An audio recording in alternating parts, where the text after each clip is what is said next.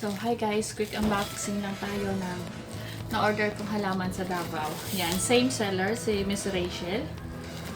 Yan. Ito, in-order kong philodendron. Kasi may nakita akong pinost niya na binabenta niyang squammy serum. Ayan, kaya kinuha ko na kasi mas, mura sa kanya eh. Ayan, tignan natin kung okay pa. So, pinadala niya to nung Monday. So, ngayong araw na siya dumating. Today is Thursday.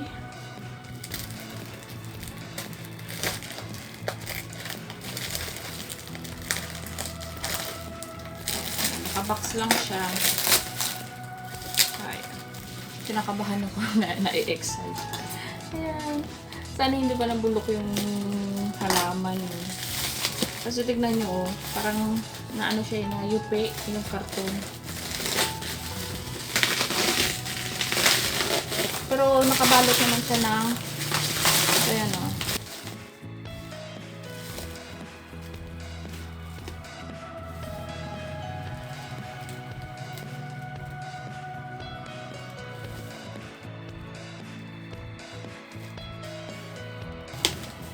Yung courier niya pala is through GRS. Yan, doon niya pinadala. Yan yung courier na pinadala niya ng halaman.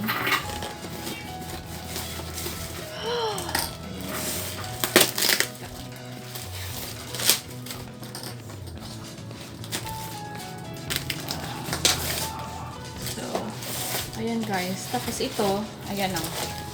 Nakabalot siya ulit sa dahon ng saging. Ayan. Ano kaya to? Ayan. Ayan guys, yung una natin bubuksan. Ayan o. Ayan. Nakabalot siya sa dahon ng saging. Tapos tinake lang. Pero at least malamig pa yung loob.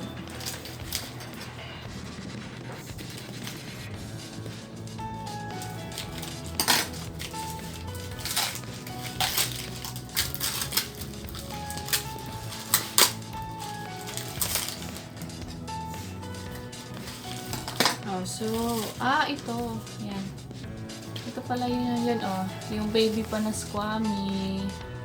Ayan. So, I believe, nabili ko siya to ng 280 pesos. Yan, yung baby na squammy. Ayan. So far, wala namang damage. Okay pa yung dahon. Ayan o. Wala namang punit. Ayan. Medyo may lupa-lupa lang, pero okay lang yan. Ayan, hindi din siya nag-dry. Ayan yung una.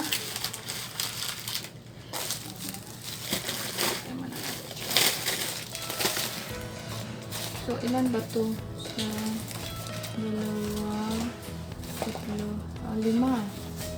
So, ito.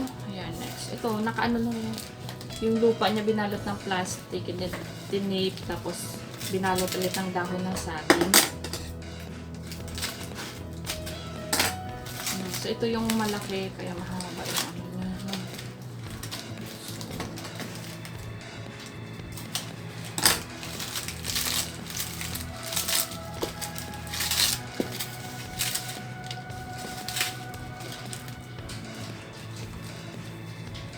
Ito siya guys. Hindi ko alam pa ano pangalan ng ID nito eh. Kung philodendron ba siya, alocasia, or syngonium. Pero malaki siya. Ito, alam ko, nabili ko siya ng 300 pesos. Kasi malaki nga.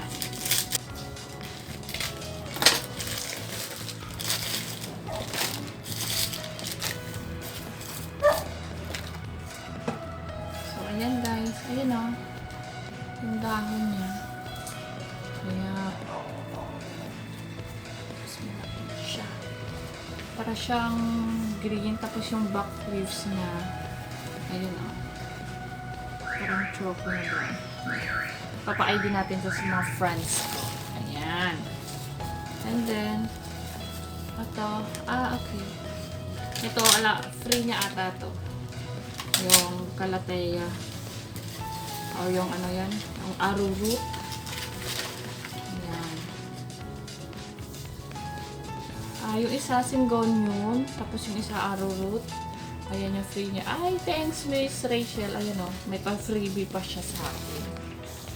And then, next na. Tingnan natin kung mahuto. Ayan. Ayan.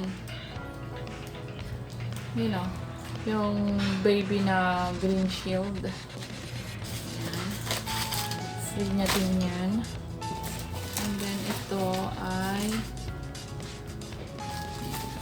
ito na yung last ko na binili sa kanya yung green emerald. Red emerald to. Sorry. Kasi wala pa ako nito.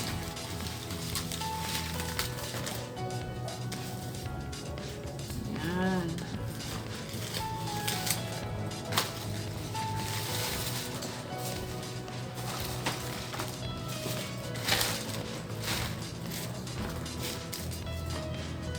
So, ito siya guys. Ayun o, na-damage yun ang dahon niya. Ayan, nabali. Ayan. Ayun yung red emerald. Pero importante lang kasi nito, yung node niya okay pa. Ayan. Nag-ipi lang yung dahon. Pero sige, ano natin yan, i-revive natin. Magiging okay na siya ulit. And then, ayan, nag-brown lang yung dahon niya na iba. Ayan guys. So yan lang ang aking quick unboxing na halaman galing ng Davao. Yan. Ito, excited ako dito sa baby na squammy.